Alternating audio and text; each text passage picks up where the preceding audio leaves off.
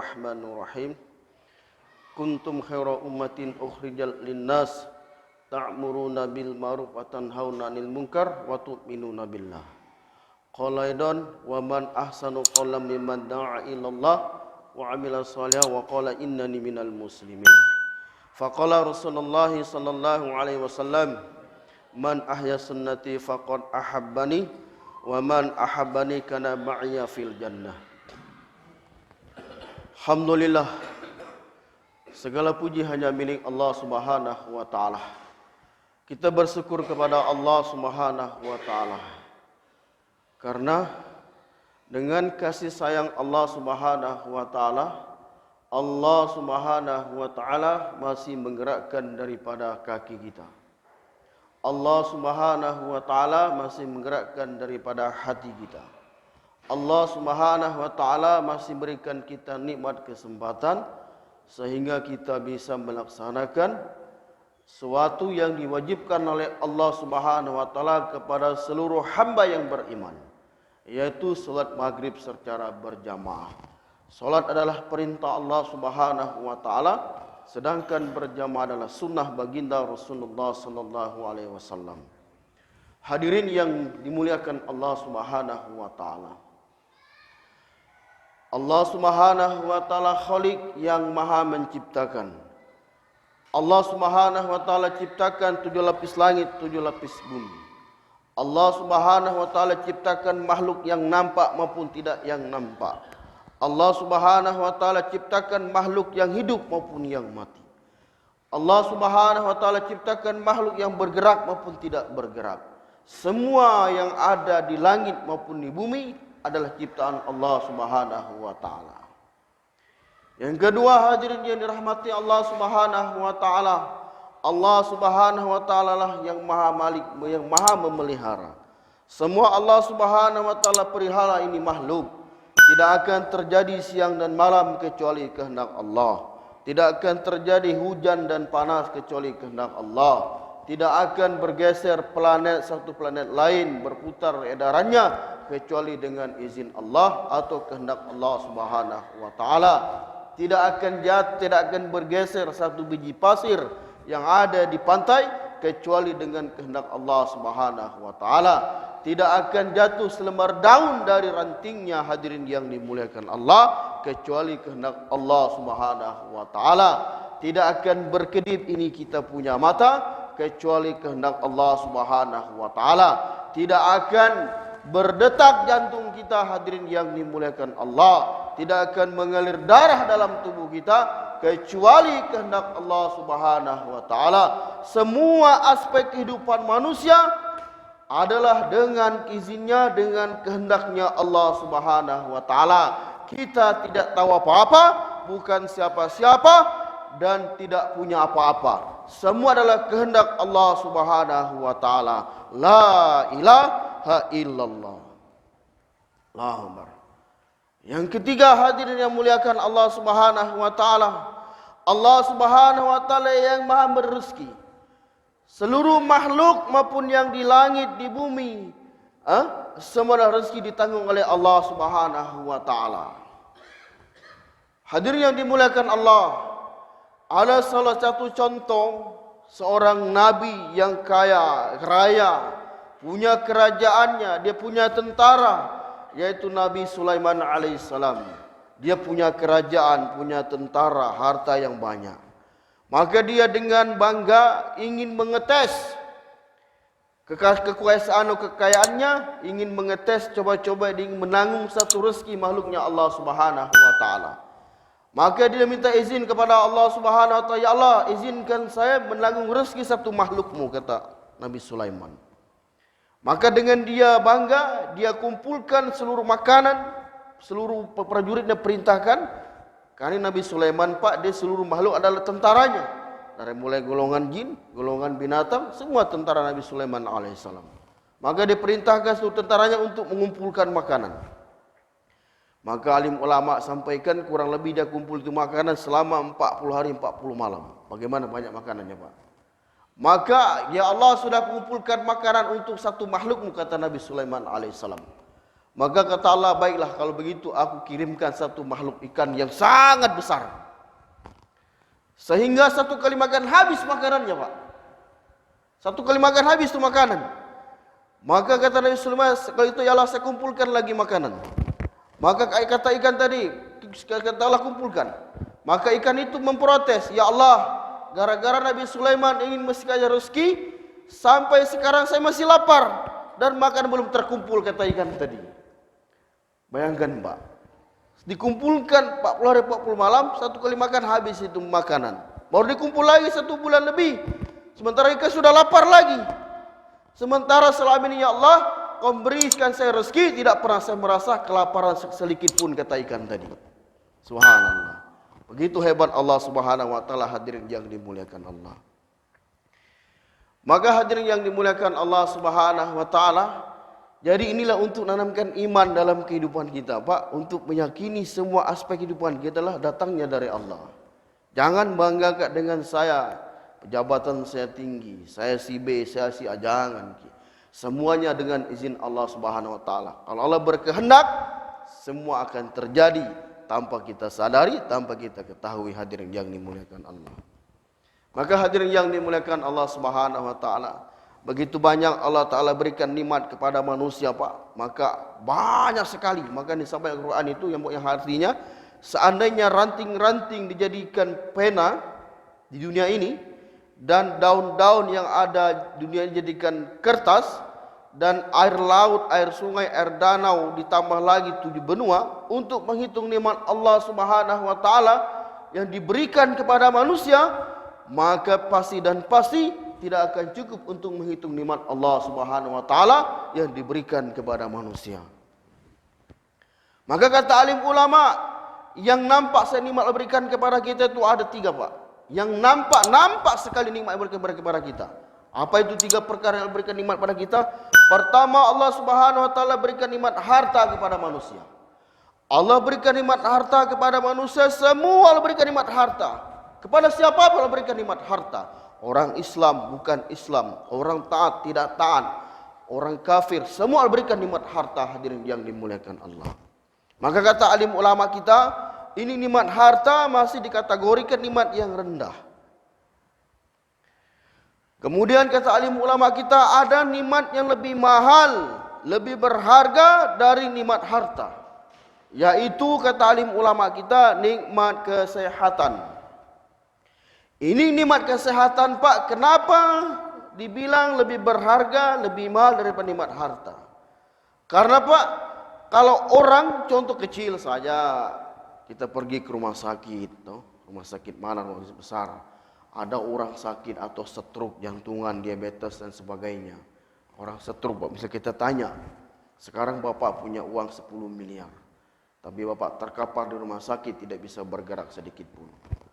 Nah, sekarang saya tanya Bapak hilang uang 10 miliar, tapi Bapak sehat walafiat. Dan sebaliknya, Bapak tetap terkapar di rumah sakit dan tetap punya uang 10 miliar. Pasti dia bilang, Pak, lebih baik saya hilang uang 10 miliar, yang penting saya bisa sehat. Betul lah, Pak? Betul. Nah, karena apa? Bahkan ketika dia sehat, Pak, dia mencari nafkah untuk anak istrinya, bekerja dari pagi sampai sore, bahkan lembur, sehingga dia mengumpulkan uang, terkumpul dengan hartanya banyak. Ketika Allah uji dengan penyakit, maka rela tidak rela, dia akan korbankan seluruh hartanya untuk mendapatkan yang namanya nikmat kesehatan. Hadirin yang dimuliakan Allah Subhanahu wa taala. Maka kata alim ulama kita, ada lagi yang lebih mahal dari nikmat harta dan nikmat kesehatan. Apa itu, hadirin yang dimuliakan Allah? Yaitu nikmat iman. Kenapa nikmat iman lebih berharga dari harta dan kesehatan?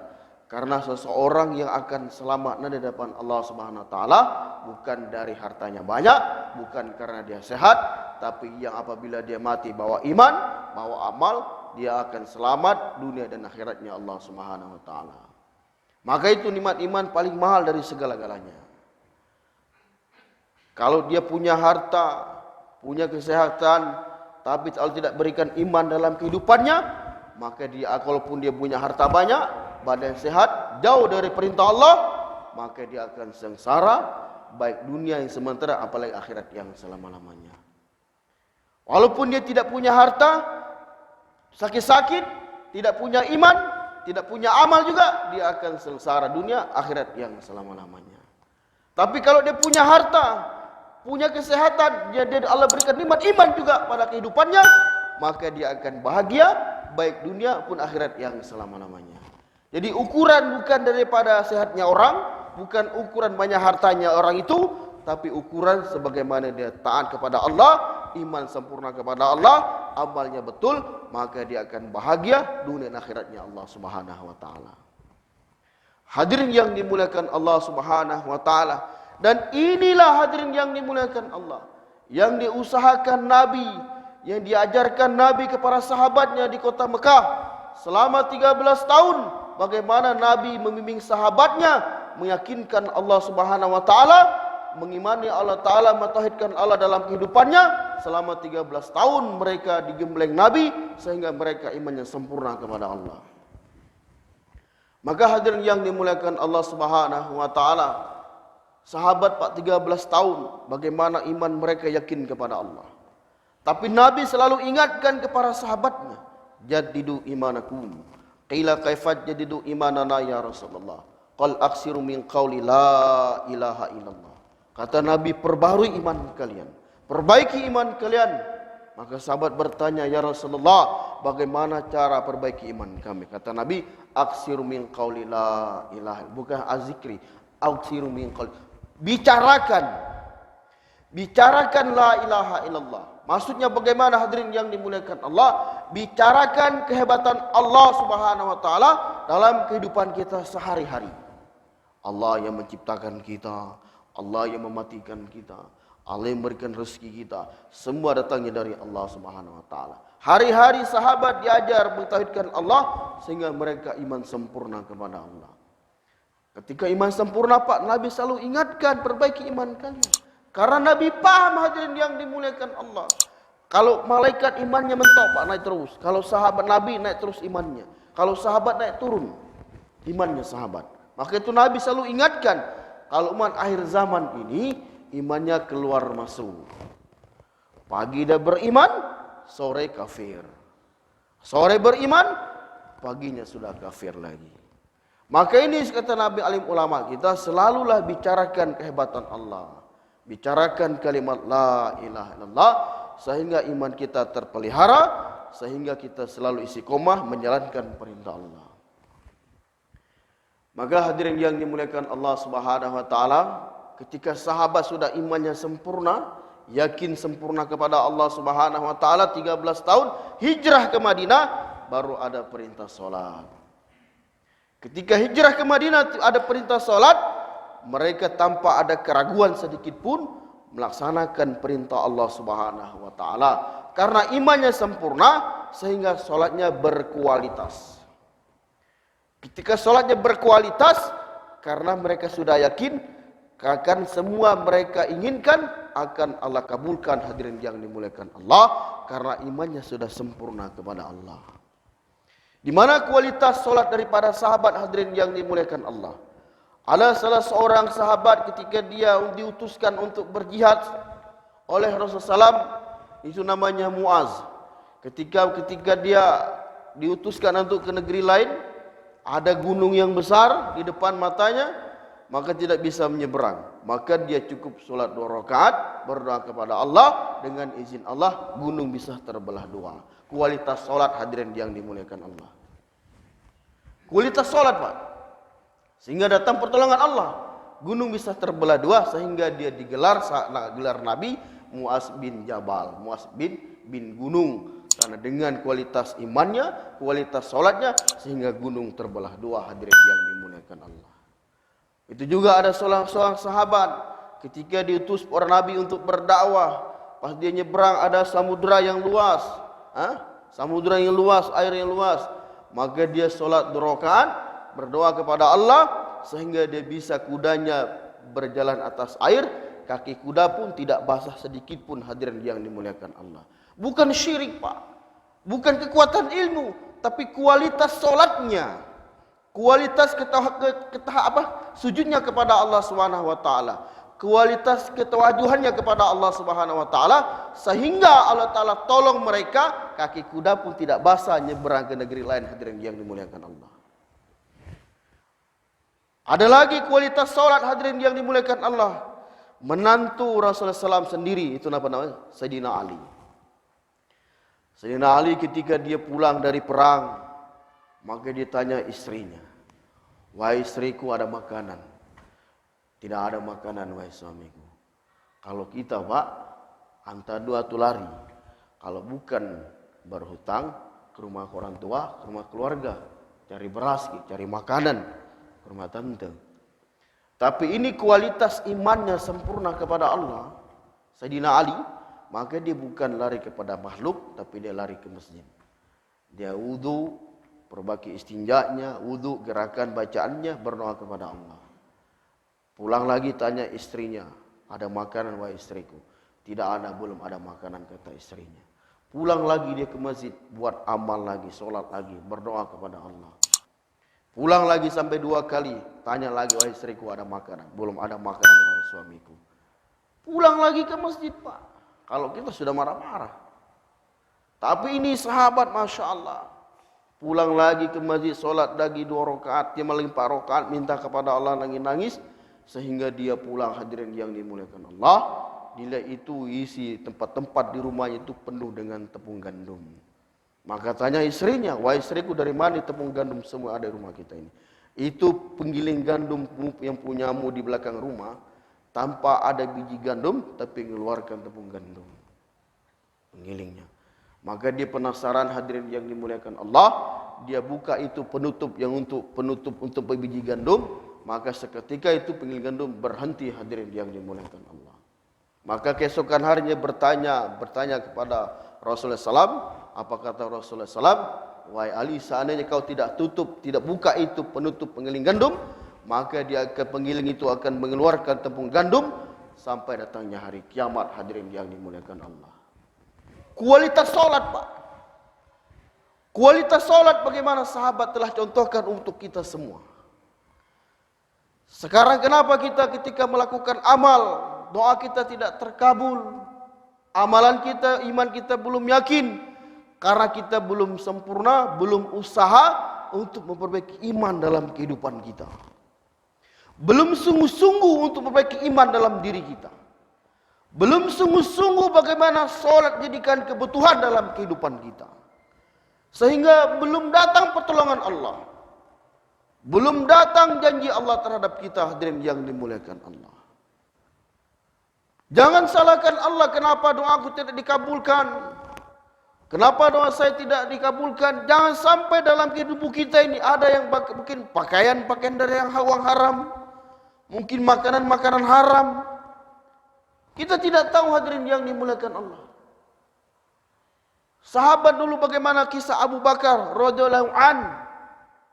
Ada pembantunya, Pak, ini Pak, hamba saya kalau kita sekarang pembantu.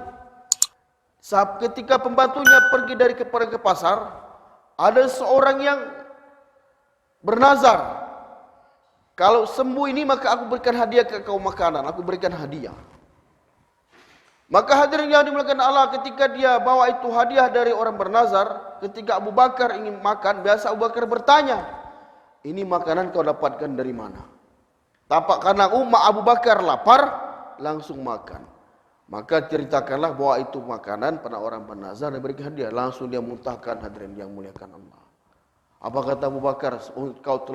Hampir kau membunuh saya, kata Abu Bakar. Hampir kau telah memekarkan saya dalam neraka. Karena apa kata? Saya pernah dengar sabda Rasulullah, barang siapa makan haram dalam perut, makanan haram masuk dalam perutnya, berarti dia telah makan bara api neraka, hadirin yang dimuliakan Allah. Maka hadirin yang dimuliakan Allah Subhanahu wa taala, inilah perlu Pak kita perhatikan, perlu kita pahami bagaimana kita sungguh-sungguh salat jadikan kualitas dalam kehidupan kita. Biasa hari kita mengeluh kenapa hari kita banyak masalah, bencana di mana-mana, kita tidak merasa doa tidak dikabulkan. Berarti ada salah dalam salat kita. Ada salah dalam salat kita, Pak. Sehingga doa kita tidak dikabulkan oleh Allah Subhanahu wa taala.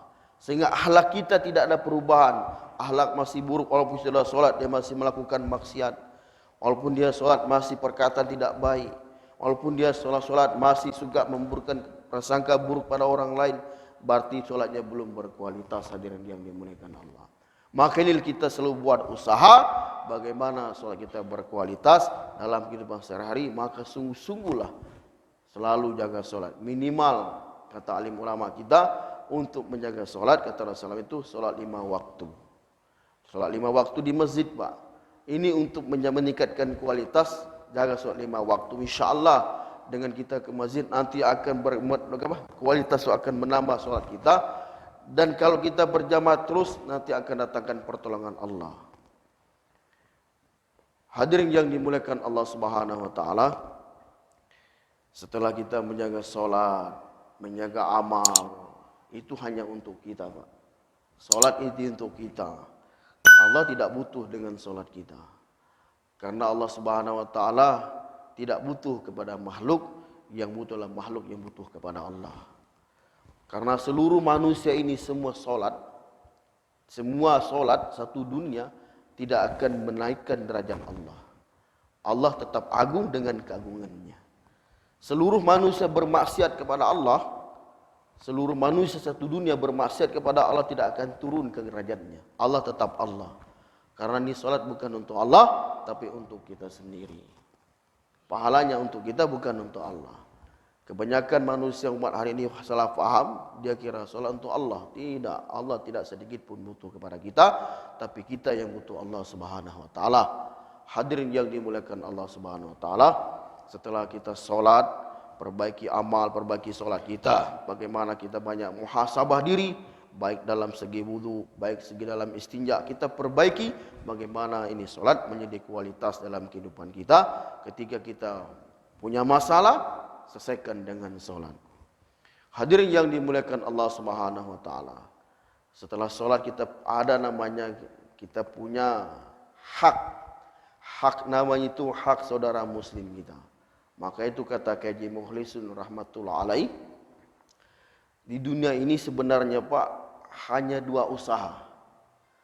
Sekarang memang manusia itu banyak usaha, tapi sebenar hakikatnya hak manusia ini hanya 2 usaha. Hanya 2 usaha yang ada di muka bumi ini.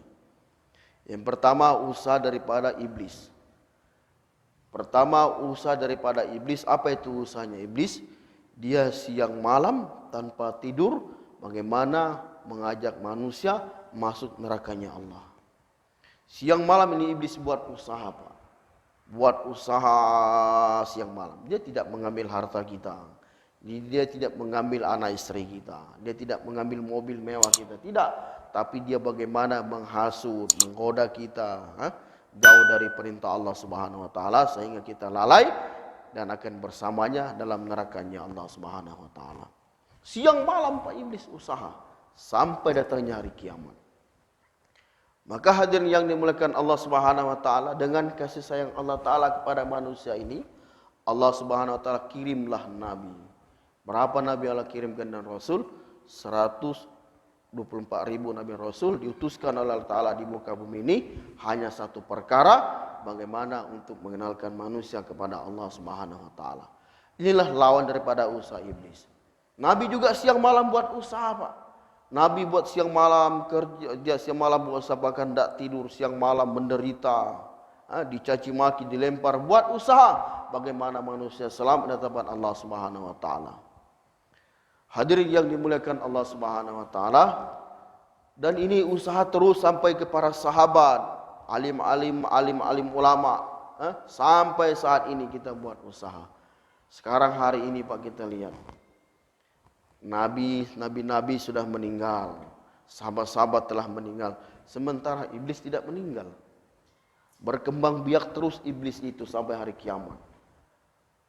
Jadi kalau kita hanya mengharap yang dakwah ini daripada alim ulama, satu ustaz, kalau dia meninggal siapa lagi buat dakwah? Jadi iblis buat usaha terus, dia tidak meninggal dunia, tidak mati itu iblis. Nanti mati ketika baru kiamat baru dimatikan. Nah, jadi kalau kita tidak buat usaha hari ini, siapa yang punya tanggung jawab? Ya umat Islam, bukan jamaah tabligh, Pak. Ini mengingatkan, menyampaikan dakwah, mengajarkan manusia taat kepada Allah bukan tugas jemaah tabligh, tapi semua tugas umat Islam. Jadi punya tanggung jawab kenabian ada di pundak-pundak setiap umat Islam, mengajak semua manusia taat kepada Allah Subhanahu wa taala. Setidaknya mengajak di dalam keluarganya. Anak, istri, tante, mertua, bapak, ibu, tetangganya. Minimal kita dakwah di lingkungan kita dulu, bagaimana mereka taat kepada Allah Subhanahu wa taala. Hadirin yang dimuliakan Allah Subhanahu wa taala. Nah, inilah sahabat ketika haji wada dikirim, Pak. Kalau Nabi SAW tidak egois, mungkin kita hari ini tidak tahu menyembah apa. Cukup mungkin dia masuk surga orang Arab saja, orang Mekah dan Madinah. Jazirah Arab mungkin masuk surga. Tapi Nabi kena rahmatan lil alamin, Nabi kirim sahabat kemana-mana. Di Cina ada sahabat meninggal. Di Jordania itu sahabat 6.000 kuburan sahabat. Salah satu Muaz bin Jabal dikuburkan di Jordania. Dakwahkan ini agama. Hari ini kita lihat, Pak. Sahabat tidak ada lagi, alim ulama sudah sibuk dengan santrinya. Pegawai sibuk dengan kantornya. Pekerjaan bangunan sibuk dengan bangunannya. Tapi tidak sedikit orang sibuk bagaimana memikirkan umat ini semua taat kepada Allah Subhanahu wa taala. Jadi ini jangan dikira ini kalau aja orang itu tugas jemaah tabligh, tidak, Pak.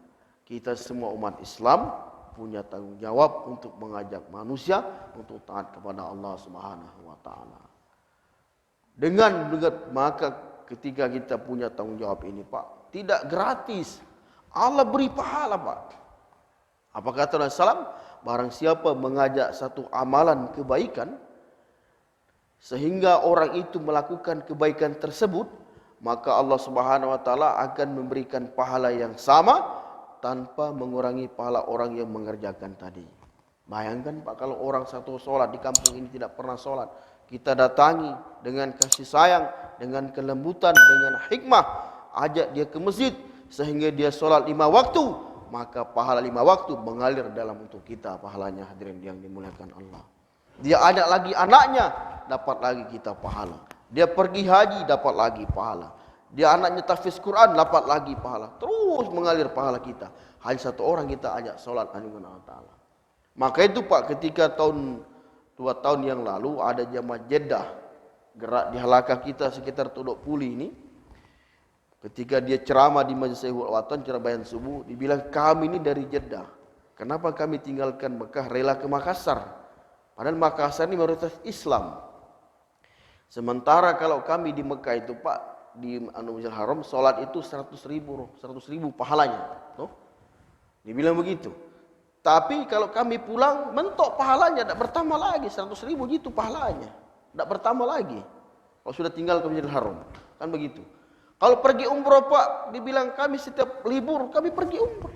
Seperti pulang kampung, pulang balik umroh, dia bilang. Tapi kenapa kami rela tinggalkan Jeddah untuk dakwah ke Makassar? Karena apa? Sebagaimana Nabi sabdakan, barang siapa dakwah dari kampungnya ke negara lain, itu nanti surganya, pintunya 11 negara yang didatangi, hadirin yang dimuliakan Allah. Bayangkan, Pak.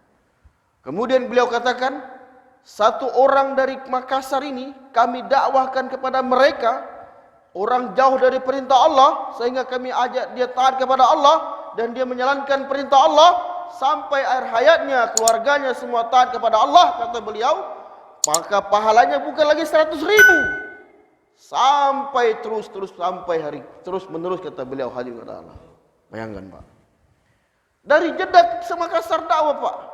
Biasa kita bangga sudah pergi haji, ya jangan kau dakwah saya sudah pergi haram, 100.000 pahalaku. 100.000 belum dijamin, hadirin yang dimuliakan Allah. Bentuk, tak bertambah 100.000. Tapi kalau satu orang kita ajak dia taat kepada Allah, kata beliau, bukan 100.000 lagi, mengalir terus pahalanya sampai 7 keturunan mengalir terus pahalanya. Hadirin yang dimuliakan Allah Subhanahu wa taala, maka inilah kami belajar, Pak. Itikaf di masjid Bapak 3 hari untuk bagaimana kita buat usaha buat silaturahmi, bukan mengajar dan mengajari. Bagaimana kita sama-sama bagi pikir sesama umat Islam, bagaimana kita lihat agama kita hari ini. Dilihat Pak, mana lebih banyak orang dalam masjid, apa di luar masjid. Siapa punya tanggung jawab, makanya punya tanggung jawab. Yang orang yang dalam masjid punya tanggung jawab terhadap orang di luar masjid untuk natangi mereka, untuk mengajak mereka taat kepada Allah Subhanahu wa taala. Maka hadirin yang dimuliakan Allah, kami ini sekaligus kami mengajak bapak-bapak, kita luangkan waktu Pak sama-sama 1 bulan kita 3 hari belajar dakwah sebagaimana dikehendaki Nabi, sebagaimana kita akan dapatkan pahala baik dunia kita bahagia, akhirat akan masuk surga bersama-sama. Insyaallah di benarnya datang dari Allah Subhanahu wa taala, kekurangan dari saya pribadi karena saya baru-baru belajar. Sempurna majelis, subhanakallahumma wa bihamdika asyhadu an la ilaha illa anta astaghfiruka wa atubu ilaik. Assalamualaikum warahmatullahi wabarakatuh.